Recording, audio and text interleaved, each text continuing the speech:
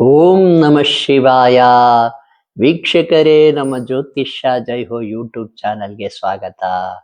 ನೋಡಿ ವೀಕ್ಷಕರೇ, ಪ್ರತಿದಿನವೂ ನಮಗೆ ಕರೆಗಳು ಬರ್ತಾ ಇದ್ದಾವೆ. ಸಾಕಷ್ಟು ಜನ ಸಾಕಷ್ಟು ರೀತಿಯ ತೊಂದರೆಗೆ ಒಳಪಟ್ಟವರು ಫೋನ್ ಮಾಡ್ತಾರೆ. ಗುರುಗಳೇ, ನಿಮ್ಮ ಹತ್ರ ಮಾತಾಡಿ ನಮಗೆ ನೆಮ್ಮದಿ ಸಿಗ್ತಾ ಇದೆ, ನಮಗೆ ಸಮಾಧಾನ ಅನಿಸ್ತಾ ಇದೆ. ನಾವು ಮತ್ತೆ ಫೋನ್ ಮಾಡಿದರೆ ದಯಮಾಡಿ ಫೋನ್ ರಿಸೀವ್ ಮಾಡಿ, ನಮಗೆ ಸಮಾಧಾನ ಸಿಗುತ್ತೆ ಅಂತ ಎಲ್ಲ ಹೇಳ್ತಾ ಇದ್ದಾರೆ. ನಮಗೂ ಕೂಡ ಖುಷಿ ಇದೆ. ಅವರ ತೊಂದರೆಯಿಂದ ಹೊರಗೆ ಬಂದರೆ ನಮಗೂ ಅದು ಖುಷಿ. ಇದೇ ರೀತಿ ಒಂದು ಫೋನ್ ಬಂದಿತ್ತು ನೋಡಿ, ಕರೆ ಬಂದಿತ್ತು. ಒಬ್ಬ ವ್ಯಕ್ತಿನ ಏನ್ ಮಾಡ್ಬಿಟ್ಟಿದ್ದಾರೆ ಅಂದ್ರೆ, ಕೆಲವರು ಈ ವಾಮಾಚಾರ ಮಾಡ್ತಕ್ಕಂಥವ್ರು, ಈ ಶಾಸ್ತ್ರಿಗಳು, ಈ ಮಾಂತ್ರಿಕ ಒಬ್ರು ಏನ್ ಮಾಡಿದ್ದಾರೆ, ಅವರು ಒಬ್ಬ ವ್ಯಕ್ತಿನ ಕರ್ಸ್ಕೊಂಡಿದ್ದಾರೆ.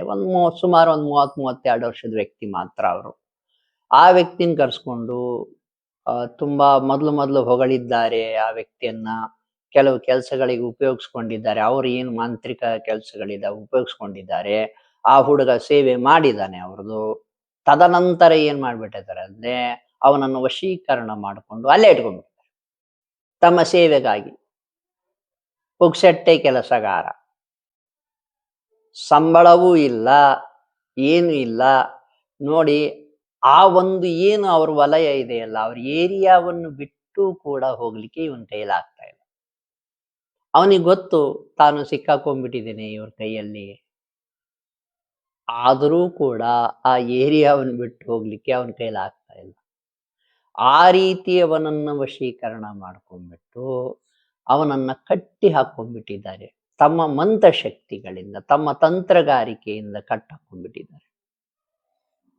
ನೋಡಿ, ಆ ಕಟ್ಟುಪಾಡುಗಳನ್ನ ಒಡೆದಾಕಿ ಬರೋದು ಸುಲಭವಲ್ಲ. ಯಾವುದೇ ರೀತಿ ಸುಲಭ ಸಾಧ್ಯ ಕೆಲಸವೇ ಅಲ್ಲ ಇದು. ಜೀವನ ಪೂರ್ತಿ ಅವ್ರ ಸೇವೆ ಮಾಡ್ಕೊಂಡು ಇದ್ಬಿಡ್ತಾರೆ. ಅವ್ರ ಹತ್ರ ಒಂದ್ ರೀತಿ ಸ್ಲೇವಿಸಮ್, ಒಂದ್ ರೀತಿ ಅವ್ರ ಮನೇಲಿ ಕೂಲಿ ಮಾಡ್ಕೊಂಡು ಇದ್ದಂಗೆ ಇದ್ಬಿಡ್ತಾರೆ ಪಾಪ. ಇಂಥ ವ್ಯಕ್ತಿಗಳನ್ನ ನಾನು ನೋಡಿದ್ದೇನೆ. ಸುಮಾರು 10-12 ವರ್ಷಗಳ ಕಾಲವೇ ಒಬ್ಬ ಹುಡುಗ ಒಬ್ರ ಮನೆಯಲ್ಲೇ ಕೆಲಸಗಾರನಾಗಿದ್ಬಿಟ್ಟ. ಹಾಗೆ ಈ ವ್ಯಕ್ತಿಯನ್ನು ಕೂಡ ಏನ್ ನಮಗೆ ಕರೆ ಮಾಡಿದ್ರು, ಹೆಸರು ಹೇಳ್ತಾ ಇಲ್ಲ ನಿಮಗೆ, ಆ ವ್ಯಕ್ತಿಯನ್ನ ಮಂತ್ರ ತಂತ್ರ ಮಾಡಿಬಿಟ್ಟು ಬಂಧಿಸ್ಕೊಂಡು ಇಟ್ಕೊಂಡ್ಬಿಟ್ಟಿದ್ದಾರೆ.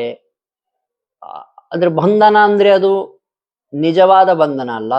ಈ ಮಂತ್ರಗಳನ್ನು ಮತ್ತು ತಂತ್ರಗಾರಿಕೆಯಿಂದ ಮಾಡಿರ್ತಕ್ಕಂಥದ್ದು. ಅವ್ರ ಮಾತು ಇವನ್ ಕೇಳ್ಕೊಂಡು ಇರ್ಬೇಕಷ್ಟೆ. ಅವ್ರ ಮಾತೇ ಕೇಳ್ತಾನೆ. ಅವನು ಊರಿಗೂ ಹೋಗ್ತಾ ಇಲ್ಲ, ತಂದೆ ತಾಯಿ ನೋಡಕ್ ಹೋಗಕ್ಕಾಗ್ತಾ ಇಲ್ಲ. ಅವನಿಗೆ ಗೊತ್ತು, ಅವನ ಬುದ್ಧಿ ಓಡ್ತಾ ಇದೆ, ಇಲ್ಲಿ ಇರಬಾರ್ದು, ನಾನು ಹೋಗ್ಬೇಕು ಅಂತ ತಲೆ ಓಡ್ತಾ ಇದೆ. ಅಷ್ಟ್ ಮಾಡಕ್ ಹೋದ್ರೆ ಇವನಿಗೆ ಏನೇನೋ ಆಗ್ಬಿಡುತ್ತೆ.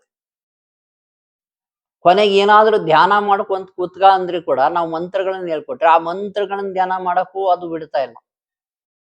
ಏನ್ ದುಷ್ಟಶಕ್ತಿ ಪ್ರಯೋಗಗಳನ್ನ, ಆತ್ಮಗಳ ಪ್ರಯೋಗಗಳನ್ನ ಅವನ ಮೇಲೆ ಮಾಡಿದ್ದಾರೆ, ಆ ಮಂತ್ರ ಧ್ಯಾನ ಮಾಡ್ಲಿಕ್ಕೂ ಕೂಡ ಬಿಡ್ತಾ ಇಲ್ಲ. ಅವನಿಗೆಲ್ಲಾದ್ರೂ ದೇಹದ ಒಂದು ಭಾಗದಲ್ಲಿ ಪೇನ್ ಸ್ಟಾರ್ಟ್ ಆಗ್ಬಿಡುತ್ತೆ, ಅವನಿಗೆ ಏನೇನೋ ಆಗ್ಬಿಡುತ್ತೆ. ಇಲ್ಲ ಗುರುಗಳೇ, ನನಗೆ ಮಂತ್ರಗಳನ್ನು ಕೂಡ ಧ್ಯಾನ ಮಾಡಕ್ ಆಗ್ತಾ ಇಲ್ಲ ಅಂತ ಹೇಳ್ತಾನೆ. ಆದ್ರೂ ಕೂಡ ಮಂತ್ರವನ್ನು ಬಿಡಬೇಡ ಕಂದ, ಧ್ಯಾನ ಮಾಡು ಅಂತ ಹೇಳ್ಕೊಟ್ಟಿದ್ದೇವೆ. ಧ್ಯಾನ ಮಾಡ್ತಾ ಇದ್ದಾನೆ. ಅವನು ಮತ್ತೆ ಹೇಳ್ದ, ಇಲ್ಲ ಗುರುಗಳೇ, ನೀವು ಮಂತ್ರಗಳು ಹೇಳ್ಕೊಟ್ಟ ಮೇಲೆ, ನಿಮ್ಮ ಹತ್ರ ಮಾತಾಡಿದ್ಮೇಲೆ ಸಮಾಧಾನ ಆಗಿದೆ ನನಗೆ.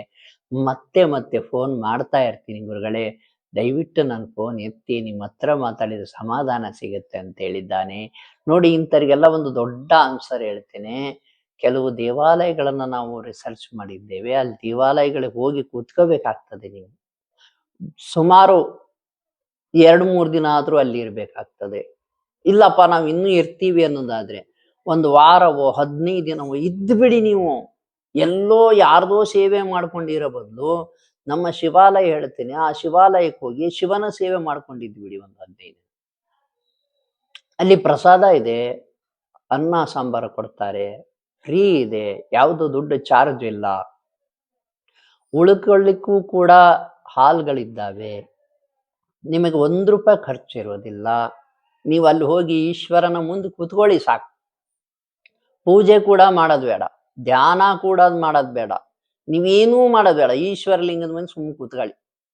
ಒಂದ್ 2-3 ತಾಸು. ಪ್ರತಿದಿನ 2-3 ತಾಸು ಕುತ್ಕೊಂಡ್ಬಿಡಿ. ಆ ಕ್ಯಾಂಪಸ್ ಅಲ್ಲಿ ಇದ್ರು ಕೂಡ ಒಂದ್ ದೊಡ್ಡ ಮಠ ಇದೆ.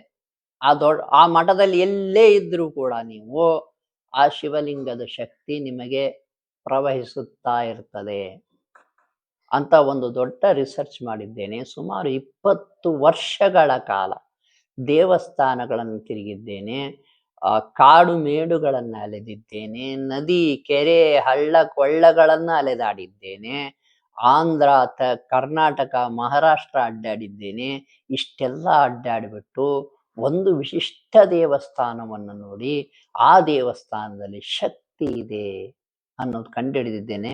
ಅಷ್ಟೇ ಅಲ್ಲ, ಕರ್ನಾಟಕದಲ್ಲೂ ಕೂಡ ನಾಗದೋಷ ನಿವಾರಣಾರ್ಥಕ್ಕೆ ಯಾವ್ಯಾವ ಕ್ಷೇತ್ರಗಳಿದ್ದಾವೆ, ಎಲ್ಲೆಲ್ಲಿ ದೇವಸ್ಥಾನಗಳಿಗೆ ಯಾವ್ಯಾವ ಶಕ್ತಿ ಇದೆ ಅಂತ ಕಂಡುಹಿಡಿದಿದ್ದೇವೆ.